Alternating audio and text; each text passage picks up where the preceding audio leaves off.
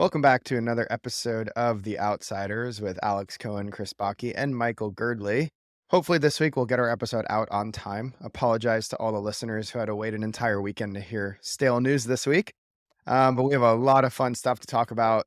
We're back in the pod. I'm back at home. I'm no longer in the jungle. So I think we're in for and Chris finally prepared before an episode. So You round of applause guys, for I Chris. prepared stories. But here's the thing. You know what? I have to talk about this. I prepared 3 stories. I came into the dock and Michael had stolen one of my stories. But it was the story that I was least excited about, which is the Facebook story, which we'll get into. So he can have that story. I don't care about that story. Correct. Perfect. I'm hungry for your scraps. Thank you very much. Story Appreciate theft. it. Yeah, yeah.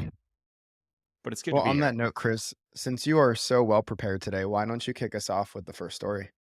All right. So all of my stories today are about my favorite topic, which is corporate fraud. And so the first story that I have to talk about is this. It's actually a company that I totally forgot about. The problem with stories that were amazing between, March of 2020 and today is that the news cycle just turns so quickly and there's so many amazing stories of fraud that the best gems actually get lost pretty easily. So there's this company called Ozy Media. They were founded, I think, in 2013 by this guy Carlos Watson and another guy Samir Rao. So the CEO Carlos Watson, he was a anchor on MSNBC, CNN. He was on the board of NPR, sort of a legend amongst the media industry. And they first kind of came to light after like 7 years in business or 8 years in business, I guess, in 2021 when the New York Times did this like very hilarious story on them, I think in September of 2021, where Samir Rao, who's one of the co-founders of this company, is on the phone with Goldman Sachs and is lying to Goldman Sachs, pretending to be a YouTube executive, talking about like, oh man, this company, Ozy Media, is like a great partner to YouTube, and they've done so many amazing things for us. And Goldman Sachs was on the phone to like do, I think, a $40 million Series C for this company. And one of the guys had this like one of the guys at Goldman had this really weird feeling about the call, like that like there was like voice alteration software being used on the call. And so he just Mm. emails the guy, or he goes to LinkedIn or something and like pings the guy who he's allegedly talking to and just goes, "Hey, were you on that call earlier?" And this YouTube executive goes, "Was not on any call, have never heard of this company before." And so the co-founder's like sitting in front of Goldman's investment committee, just lying, pretending to be this YouTube executive. All sorts of crazy Wow. stuff happened, but the company at that point had raised $70 million. Um, Anyway, the CEO gets arrested today, which is pretty crazy news because he like was this like once legend in sort of the media industry. So after raising $71 million, lying to investors about all of their traction, I think he told investors that they had like $88 million in revenue when they actually had less than 8 million. It was like a terrible like low margin business. They had like hundreds of employees. So the guy's in a Manhattan hotel gets arrested today.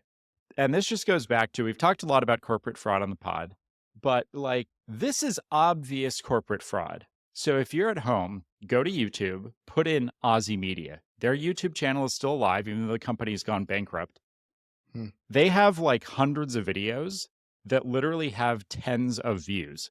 Like a media company is the easiest thing in the world to fact check. Like I actually get how people get healthcare wrong. I get how people get like B2B SaaS wrong. If you're purporting to have like all of this crazy revenue today, their YouTube channel has 4,000 subscribers, right? So it's this is just like blatant oversight. It's a hilarious story, and I'm very happy that this guy got arrested. But it's like one of 1,000 corporate fraud stories that we had in the news cycle. But after 2 years, he finally gets got, and he's got charged with all these crazy things. Yeah. Me, It's still incredible to me how many people are just willing to blatantly lie, whether it's to investors or it's to the public. I don't know how you stand there and you just go, yes, we're making $88 million a year when you know you're generating sub $10 million. Like you just have to be sociopathic to be able to get in front of a room of people that you're taking money from and just act lie, never think you're going to get caught. But we hear so many of these stories. It no longer feels like a black swan event where you just have one-off crazy founders going off and lying and deceiving everyone. it feels like it became a trend. I don't know if it's always been like this, and now we're finally hearing the stories that are coming to light, but, um, it unfortunately is starting to feel very common. So the I think the most interesting byproduct of all this fraud, by the way, is it's very likely in the next wave of venture capital investment that happens, like venture capital will actually start to do reference checking and like due diligence because like so many of these folks, like you'll talk to them and you're like, yeah, I've invested in this company. I've been in for like 3 rounds. I'm like, oh yeah, how many customers did you talk to? Zero. Like how many did you look at their audited financials? No. Like the concept of market or business due diligence for most VC firms is like exactly zero because it's just impossible, right? Let's say you're a solo GP and you have $20 million under management. Like there's no way you have enough time to do all of the stuff required to run a fund and actually like double check that the founders aren't lying to you.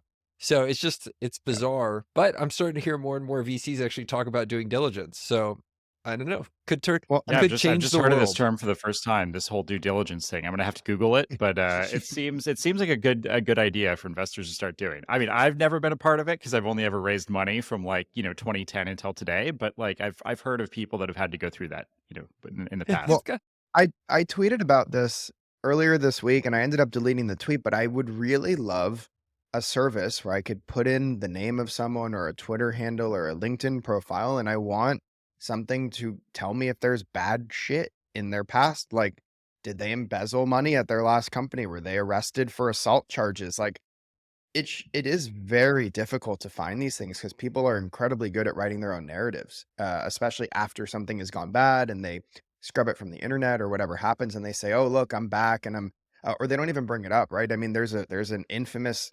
implosion that happened last year with a startup, and the founder had moved here and changed his name, and like he like shortened his name legally, and so it was hard to find the history of what he had done previously, in the country that he was no longer living in, and there needs to be an easier way to do diligence on people, and I hope maybe something like that comes out of all of this mess. Is just like, "Hey, put in a name, tell me if there's a track record of X, Y, and Z thing, or if you find some, like, crazy racist tweets from 5 or 6 years ago." Because like, I don't have time to go scroll 10 years through someone's Twitter profile and go find those things. Look, here's how you could tell the guy was gonna be a scumbag. He moved to Austin. Oh, come on. That'll do it. Was he actually in Austin? No, that's where you said he moved here. That's the joke. Oh my Oh, god. Look, if you don't no, give me to the the proper US. setup, I can't do these Oh jokes, all my right? god. Fine, Austin. We'll go with Austin. He moved here. Everyone in Austin sucks. Don't move here.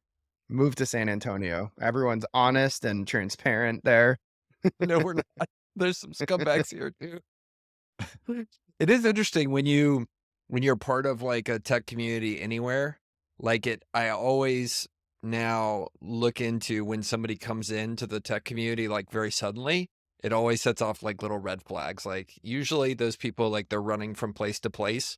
Like and I'm like, "Okay, well why did you move to San Antonio? Why did you move to Austin? Are you running to something or are you running away from something?" And Mm. there's a lot of running away from something that you end up discovering like, "Oh, these people were scumbags." Like that's what Taxes, they're running away Michael. from. They're running from taxes. That's why they're moving to Texas and Florida. It's true. Well, it's very interesting. So have you heard the hypothesis that there are more scumbags in the dating pool per capita in bigger markets than there are in smaller markets, like in New York?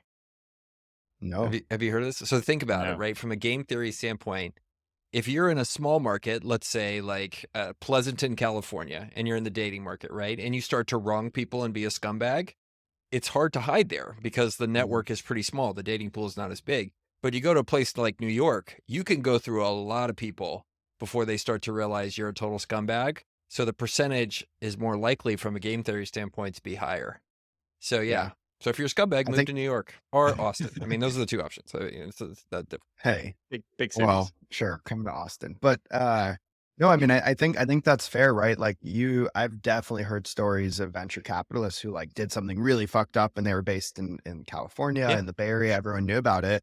Then they moved to Atlanta, or they moved to a smaller town, and, like, the local tech community there hasn't who they are. They haven't been following Silicon Valley news and Gawker before it got crushed by Peter Thiel. Like, they only know what that person is rewriting their narrative to be. So it is really hard to find someone's past. I actually think that there's a huge opportunity to build a diligence as a service product that just like surfaces these things. But anyway, we should stop talking about scumbag people because we're coming back to SBF later in this episode. So we'll have more time for that. In the meantime, Michael, why don't you tell us a bit about what Facebook and Instagram are up to with copying Twitter's whole monetization strategy? Oh, yeah. Look, here's the new deal. Do you want to be a verified user on Facebook or Instagram? You No. are about to be given the privilege of paying $12 a month to have a blue check on one of these platforms. So I think this is very interesting. And I'll tell you why it's interesting after I finish reading the story. But Meta Verified, by the way, they should just change their name back to Facebook. Like, let's just call it what it is. But they will give you a blue badge along with several other benefits, including increased visibility, protection against impersonation, priority customer support, and more if you pay them $12 a month. So notice I said increased visibility, right? Now, not only does Facebook charge Mm. businesses to show their stuff to people, they're getting ready to start charging you to show those racist posts that you're making on Facebook to all of your cousins, and go through what that is.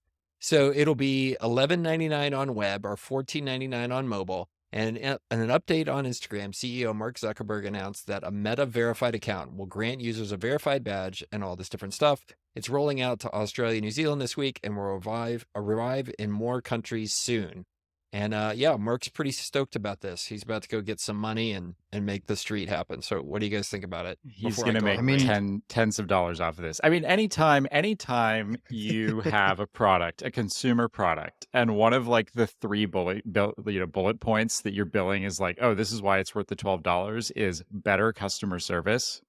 It's not worth the $12. Like, oh yeah, of all the times, oh yeah, when I was using Facebook a lot in 2007, like all those times I was writing to customer support, no, it's not a real thing. So I think this actually is a smart business move for companies and brands on Facebook because I don't know, I don't spend a lot of time on Facebook, but I could imagine like yeah, it's probably worth a few bucks to like protect your corporate brand on Facebook if you have an audience of, you know, hundreds, thousands, hundreds of thousands, millions of people. Mm. But like the average person is never going to pay $12 for this. And I know that because I think it's available in the US. All of my Facebook friends are in the US. And right before this episode, I went through my like 1,100 Facebook friends, which is like very wide ranging, right? It's like great aunts and uncles that are in their 80s.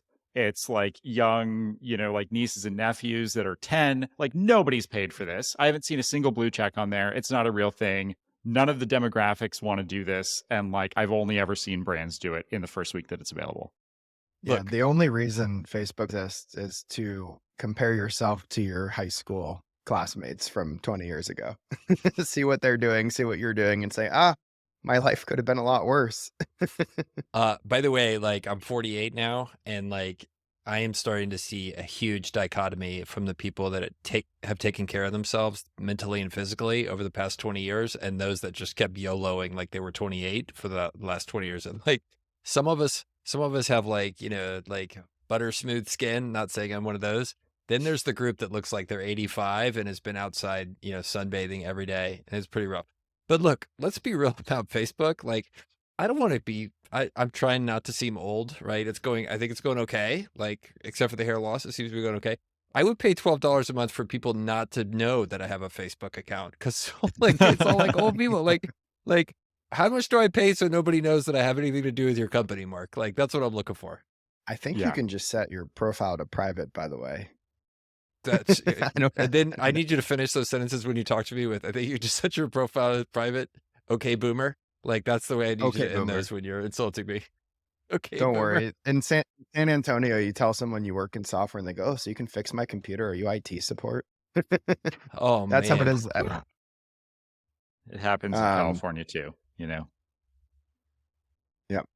Cool. Well, speaking of social media, one of the topics that we have on here is a recent story about how social media is actually a major cause of mental illness in teenagers and specifically teenage girls. I actually think as we talk about this subject, it's social media has been, I think, a net negative for society, unfortunately. And like the stories are finally coming to light after 10 years about how um, just depression is up, suicide is up because of social media. We're all looking at this like perfect vision of everyone else and these curated photos. And there's been a ton of reports now, and the most recent ones, so the CDC published their biannual youth risk behavior survey, and it showed that most teen girls, and the percentage is 57%, now say that they experience persistent sadness or hopelessness, and that's up from 36% in 2011. I mean, that's almost double. And 30% of teen girls now say that they have seriously considered suicide. And that's up from 19% in 2011. And when you look at when these social media platforms became popular, Facebook, their acquisition of Instagram, I don't know if Twitter is a cause of this, but Facebook, Instagram, Snapchat was a few years later. Um, correlation. Everyone will argue correlation doesn't equal causation, but when you look at the hard data and the actual reported metrics around suicide and depression in teenagers, um, it all comes back to the amount of time that we spend on social media, looking at other people's lives, imagining they're perfect, following influencers, and I think it's only going to get worse from here. All right, we're supposed to have like arguments to increase ratings, right? But I'm serious. That is a bullshit take. like, like, like social media, by any regards, is a net positive for society. Like you just talked about it. Like you can keep track with people like you've known for 30 years ago. Yeah, are there some negative externalities? But like, look, even this article talks about the problem. Like, why is it so hard to prove that social media and smartphones are destroying teen mental health? Because it's not true. That's why it's so hard, right? The It reality is is we should look true. at the other stuff going on. No, it's not. It's bullshit. Yeah. Like, we Oh should my go God. start with what's going on in the news. Have you watched the news lately? All it does is Yeah, scare but the crap out of people and then tell them to buy teenagers don't watch the antidepressants. news. Teenagers don't watch the news. They fucking doom scroll social media all day long and look at their friends. Oh, that person's on a boat, or oh, that person just bought a house or has a car. And then they get lonely because now they're stuck inside and no one's going outside and meeting people in real life. They just want to be stuck in the metaverse or online. And it's making people lonely and depressed and envious of their friends and these influencers. And it Dude, that's is called being a teenager. That's what teenagers are. Don't you were then just a teenager. Are you then kidding me? 3 years why ago, are the Alex, you rates were up? a teen. I Have know, you forgotten? literally You 3 have years a ago. I'm hat only on in 21. the video. But, like, why are suicide and depression rates up so high then in teenagers? It can't be because, like, everything aside, like, if it's not social media, then what is it? The world is not Look, that much look, more fucked up now than you it know what? was 10 years ago. You know what you should consider doing? Read the article that you posted in our prep sheet. Look, social media is not the only cause. My larger story is about the rewiring of childhood that began in the 1990s and accelerated in the 2010s. I'm a social psychologist who is always wary of one-factor explanations for complex social phenomena. It's the article you posted says it right there. Like, yeah, it's not great. It's not, in some regards, it's not helping, but it's not the only factor. You can't just blame it on social media. It's literally, if you read to the end of it and not just, like, skim for 30 seconds, it says, I "The read the headline. collaborative The headline. It's his whole collaborative re thesis. it says in the very end, the collaborative review doc that these 3 people put together collects more than 100 correlational, longitudinal, and experimental studies on both sides of the question. Taken as a whole, it shows strong and clear evidence of causation, not just correlation. There are surely other contributing causes. Yeah, no shit. You mentioned the news, and there's a bunch of, like, wars and shit like that. But the doc points strongly to this conclusion: social media is a major cause of the mental illness epidemic in teen girls. Yeah, I don't know. This article's too Don't you have long. I can't teenagers? read Are this your whole te thing. Could you tweet this It for is me? long. It is long. Someone should write a thread on this, and it's not going to be me. Oh my God. Look, I mean, just your core thesis, like, it's not a net negative. It's better. Are there negative externalities? Absolutely. But just like the news has negative externalities on this stuff, you can't throw it all away. Like, this is killing me here. If you want to talk about a bigger problem, this is a bigger problem. The bigger problem is we should ban dating apps. Because you know what dating apps have done? Have you looked at the percentage rates of young men who have not had intercourse, who are virgins at 30 now? Like, it's How high horrible. is it? Well, okay, so here's what's happening. So these dating apps have made a very efficient market for people to find each other and hook up. So all the women are choosing to try to make out with the top 20% of men who are killing it. And you Hmm. know what's happening to the rest of the guys? Nada. They're getting nothing. Because it's not like when you used to go to church and there was a limited sample size you choose from there. No, you go on some app. And if you're not a Mm. top 20% guy, you're screwed. Hmm. Figuratively. Literally, not at all. Wow. Right? So like it's a Power big problem. law. It's a big problem. Because you know what happens in society when you have a bunch of young men who don't get any? They get really frustrated and they take it out in Mhm. all kinds of crazy places like Twitter. It's like, go read Twitter and then realize like at least 80%, a good chunk of those people ain't getting none. And that's why they act the way they do. And they're all guys who have the Fight Club avatar. You know what I'm talking about? Brad Pitt and Fight Club. They all have the same Mhm. avatar.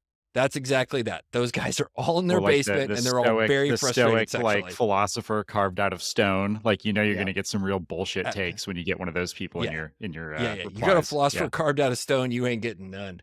That's how that works. I mean, would have there been any studies done that show if prostitution was legalized, it would reduce the rates Well, my of kids listen to this. What are you doing? It's a No, but real we can thing. make one up because research Ah. is easy to fake, and all researchers are liars. It's like the You, Always Sunny in Philadelphia thing. Science is you, a liar sometimes. But I'm you know, actually curious, like, if you were to make prostitution legal in the US and you gave an outlet for young and celibate horny men to actually go pay for services that they can't get through Tinder or somewhere like that, like, would it reduce loneliness and depression and, these angry rates that we have in men under 30?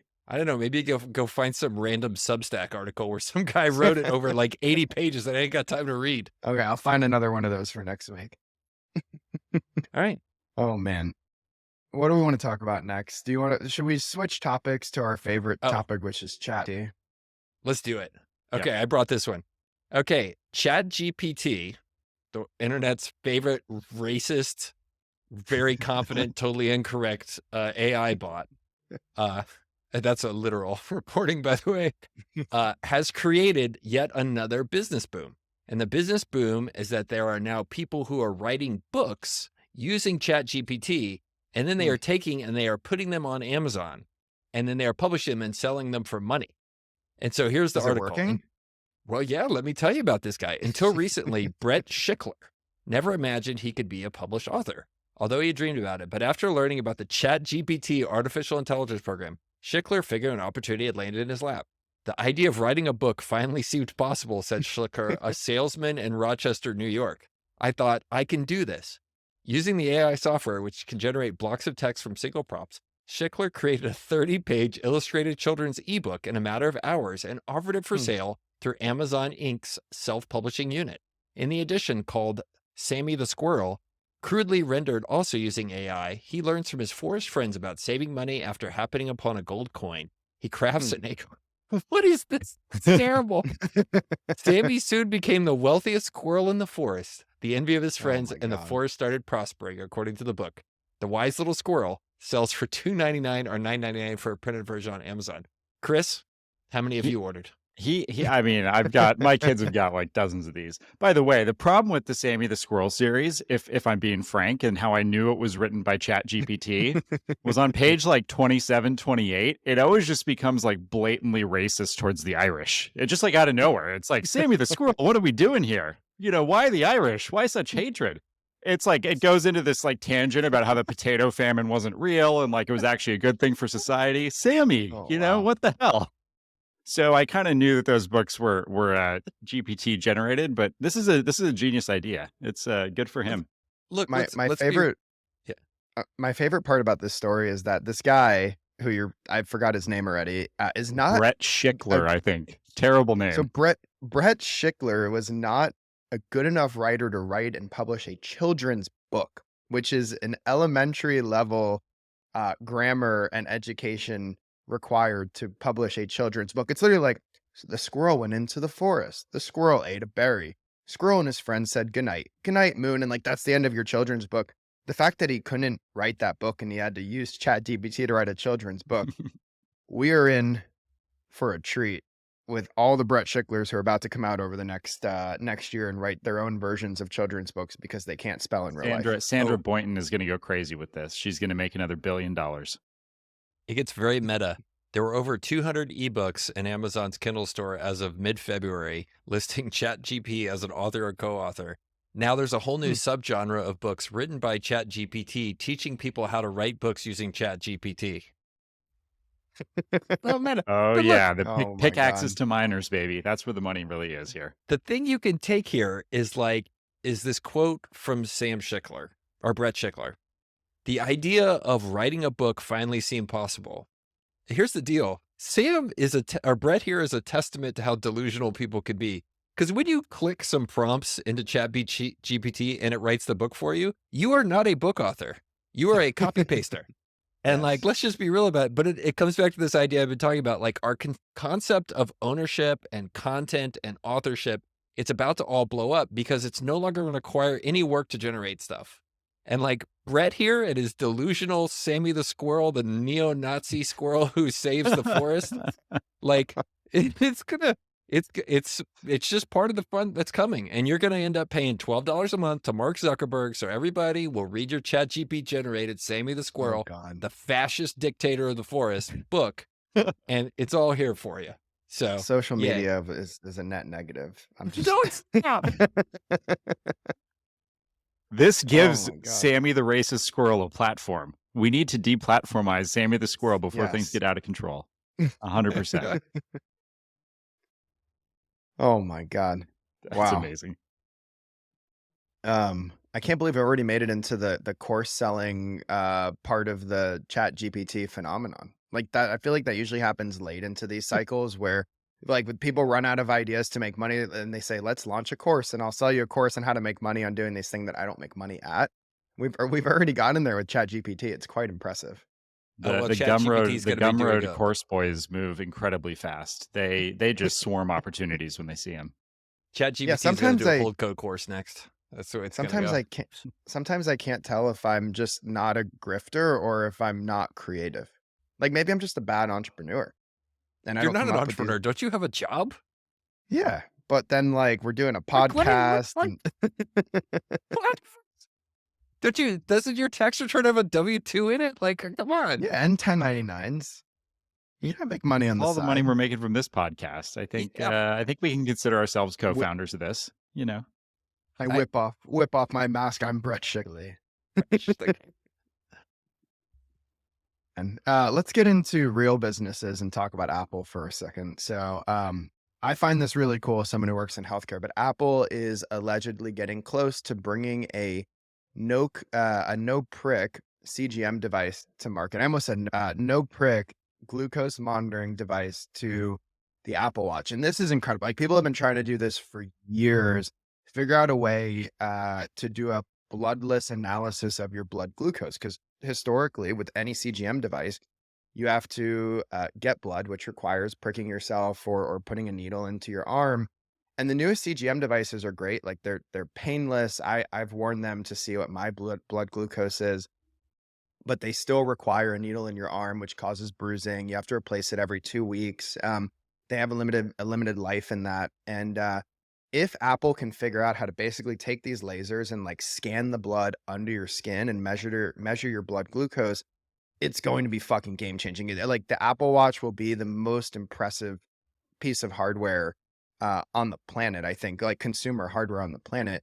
And the reason why it's so important is because when you look at the actual rates of pre-diabetes and diabetes, which is why these blood glucose devices are so important, like 38% of the US population is pre-diabetic, and I think it's something like 19% is actually um, diabetic. I mean, we're talking like tens of millions of people in the US have been diagnosed with prediabetes. And so when you think about an easy, accessible way to measure your blood glucose without having to take a prick, it's on everyone's devices. You can get really proactive in your care before you end up with full-fledged diabetes. what is so? This is amazing, but what does like reportedly closer actually mean? Like, is this going to happen in 2023, or is I feel like reportedly No, closer in the healthcare field is like I'll be dead by then. You know, like we're reportedly closer to being able to do this. I think they're a few years away. So they've been working on this since the Steve Jobs era. 2010, they acquired a company and they sort of kept it under wraps since then. And now they're finally starting, I think they're starting to like leak the details around getting way closer to having this capability. And so I think getting close means a few years away. It doesn't mean this year. Only time will tell. I heard they hired Elizabeth Holmes to lead this. Is that true? Yes.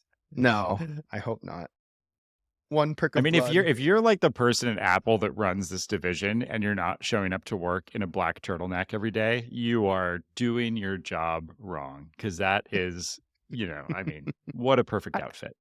this is another one of those things you talk about, like the incidence of like diabetes type 2 and pre-diabetes. And by the way, I live in the diabetes capital of North America, or of the United States, which is San Antonio. Like literally, you go to the doctor here, and they'll be like, "Okay, so what kind of diabetes do you have? One or two, or like both?" And I'm like, "None. Like I eat salads. Like what's the big deal?"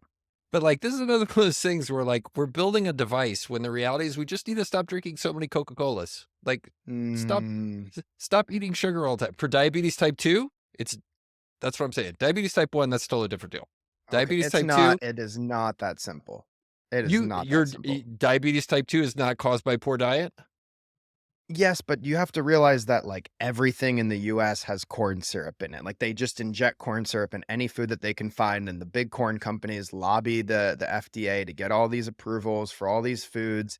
And so it's not just like, "Oh, go eat healthier." Yeah. It's like, you have to go read every ingredient on the back of a Let's label. Most of America has the reading comprehension of a 3rd grader, and so it's really hard to eat healthy in the US unless you know exactly what you're looking yeah, yeah. for, and then sugar is hidden as, like, xylitol and zubabafol and, like, all these fucking code names that Yeah. they put for sugar on the back.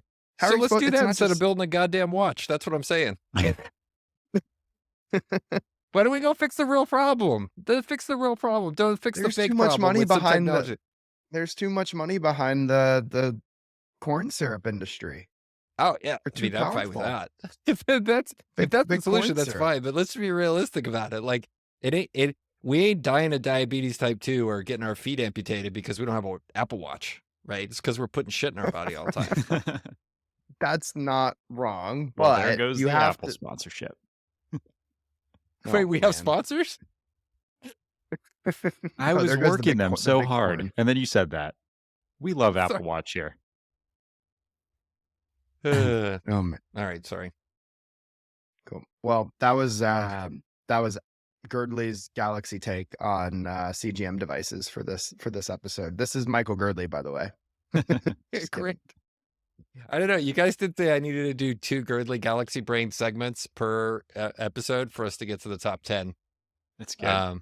So maybe We're we'll gonna make start it with 0 happen. this week because I haven't had any yet. Cool. Well, let's come back to scummy people as we get closer to the end of this episode and talk about the new recent allegations against SBF. Oh, I forgot we still had this story. So when you were like, let's go back to scummy people, Chris, why don't you take it away? I was like, dude, what the fuck? Why? Yeah, so Sam Bankman-Fried, back in the news, founder of FTX, he was arrested on 4 new charges today, where he faces up to an additional 40 years of jail, which will get, reduced down to like 40 hours of community service, which will get reduced down to 40 hours of community service because the law firm that he's using has like 6 last names in it. If you're using a law firm that has 6 last names in it, those guys, you're going to get 0 jail time. Like if you're using a lawyer that has like, Johnson and Johnson, like you're going to get locked away for 45 years. But if they have 6, 7 last names, that's a good law firm. So he might get 40 years of jail. And all of this is around his political donations, which we've talked about on the podcast before.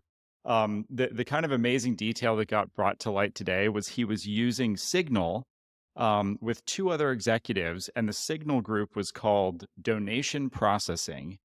And he would take customer funds and he would go in this Signal chat group and tell 2 executives to donate the money under their names so that it wouldn't come back to FTX or SBF. So this is kind of amazing because I think a lot of people mistake Signal for like totally off the grid. Nobody will ever read these. So to like see everything, like all these like Signal like chats just like published in the news today was amazing, 1. And then 2, I think everybody's like had this theory that, yeah, like how did all of these PACs and politicians get millions of dollars from Sam Bankman-Fried? Yeah, he just stole it from customers. And I think we've known that for a long time, but the charges finally dropped today. And Wow. so hopefully he goes to jail for a very long time, but probably He's not. so bad at committing fraud. Like, he's just so Terrible. bad at it. And then he tweets all the proof against him out. He's like, here are the 10 things that I like, here's why I didn't do this, all these Here's things. the Then he Google tweets it sheet. out and it's like very obvious that he did all the things. If the signal chat doesn't fit, you must quit. It's like modern OJ shit. It's good. It's one of those things where you're like, you gotta wonder, like, if you were actually okay at crime, like, you could get away with a lot. But, like, these people, like, you see them getting caught and you're like, "Man, these people are really stupid." But, like, what if you had a smart person doing crime? That's what I always kinda wonder, like, Hmm. you could really do well, like, you never hear about it. That was one of the things they talked about, I think, on The Wire. Like, did you ever watch The Wire? Nope. No? God damn Mm-mm. it, I'm so old. Big Lebowski, have you seen The Big Lebowski? Oh yeah, Big Lebowski. White Right, Russians. basically, No. that was just like a generational sorting right there. Alex is like, "Big Lebowski, how do you spell that?" It And sounds then like Chris is like, "Yeah, someone, I've seen that." fellow member of the Great tribe. movie about a couple guys in a bowling alley, you know? But anyway, so in The Wire, they have this great scene where one of the guys tells, like, one of the drug dealers, the drug kingpins tells the other drug dealer, like, like, "Don't be so flashy. Like, just be quiet, lay low, don't kill people, like, don't create a flash and you'll last forever. Like, have you ever heard of so and so?" And he lists some guy's name, and the guy's like, "No." And he's like, "The guy made millions of dollars a year for decades. Like, and nobody ever did it because he just, like, was smart, stayed under the radar, Mhm. never brought attention to himself, just kept moving on day after day after year." And so you gotta wonder, like, what if you were just like a smart criminal? Like, Hmm. this guy could have We made, I never mean, hear about Sam him. Bankman-Fried, he could have made so much money just being kind of criminal. Like if he Mhm. just stole 1% of the money instead of 70% of the money, like, he would have taken home like Mhm. $3 billion. And no, Yeah, he's there was gotta a go. real exchange. Yeah, he's gotta be stupid, and he'd still own a big chunk of the company, like, and nobody'd have any idea. Like, it's just crazy. So anyway, maybe if I was smarter, I would have been a criminal. Think about it. And for any criminals out I there, still have some time. stay smart. That's our advice. For any criminals out there, we will be using ChatGPT to write a course for you soon. It is $10,000 and it includes a mastermind, so it'll be See, you fantastic. are smart. You are smart. You just found a way to defraud people out of $10,000 with a course. I mean, no, it'll be a full course. I'll deliver some value. Just have Which GPT which three. which which book are you going to include that you haven't read yet beyond the cover? Oh, how dare you? How dare you? Well, the cool thing is, I don't know if you guys have noticed about our podcast, the downloads are going up week by week, which means, and then you'll see when people actually do subscribe, they go back and listen to the old episodes because they're at least somewhat Mm, entertained, or they're laughing at us, or some combination of the two. So that's a good sign. Each week yeah. growing a little bit. So So we have one more article and news story to end this episode, and it is about our favorite large company, Amazon, finally closing the acquisition of One Medical after they announced it about 9 months ago. And so, uh, for now, the deal is closed. $9 billion. Amazon acquires One Medical. They shut down their own Amazon healthcare unit now that they're acquiring One Medical. And it's actually a really interesting story because yesterday the FTC said that they would not contest the buyout. And then the next day it closed, which is a really positive sign for future deals that could get done in healthcare. A lot of the times these deals don't get done because the FTC will block them, or they'll end up in months and months of regulatory approval to try to prove that it's not violating antitrust laws, and making a non-competitive market. And so they finally closed the deal, and now it looks like a lot of us will be getting our healthcare from Amazon alongside all the other things that we get from them, groceries, all of literally everything delivered to our front doors. And so it's a fascinating move now that it is closed. And I think in the next few years, all of our Prime memberships are going to come with One Medical memberships, and we will be going to our Amazon doctor to get care. You can go to your Amazon doctor about your diabetes problem, and they're going to be like, "Have you been back on the donuts?" And you'll be like, "I've never had a donut in my life." And they're going to go to your Amazon Prime account live in the room and go, "You just ordered a box delivered to your door yesterday. This is going to be amazing. Oof. I can't wait. I'm very excited They're about gonna get this." your Whole Foods. They're gonna get your Whole Foods receipt. They're gonna see Yep. that you binged ate empanadas at 9 p.m. on a Thursday night. Yep. did you ever hear when Whole Foods first got started, it almost failed? Do you want to know why? Did you guys hear why this happened? No. Groceries So low when margin. Whole Foods first started, they originally tried to be a actual health food store, as opposed to selling you sugary crap and a bunch of lotions and potions and all that stuff, that high margin stuff in the middle next to the food bar. You know what I'm talking about, where you can go get, homeopathic remedies. But so when they first started selling stuff, they didn't have honey, they didn't sell sugar, They didn't sell any of that crap, right? And the store almost failed because Americans wouldn't buy any of it. They're like, health Nope. food? I don't actually want real health food. I just want food that looks like it's healthy. So can you offer me that, please? And like, so it was either like, look, you got to sell the Americans what they want, or you got to go out of the business. So what do you think Whole Foods did? They sold out to the man. Now they're selling sugar just like everybody else does. It's going great. Yeah, but it feels good. You go there and you're like, I'm eating whole grain food. It's in the name. How could it not be healthy if I'm here? It's called Whole Foods. Look, it's America. You just look on the label, and the healthier the label looks, the worse it is for you. That's what I've concluded. True. You might as well That's just put a whole packet of Oreos in your mouth and call it a day rather than eat some of this stuff that they claim to be healthy, because it ain't that. We're going to have so many good clips. Health advice with Girdley. I mean, there's like 12 clips we can clip out of this episode. It's going to be great. Wait, this is recorded? What? We're recording this?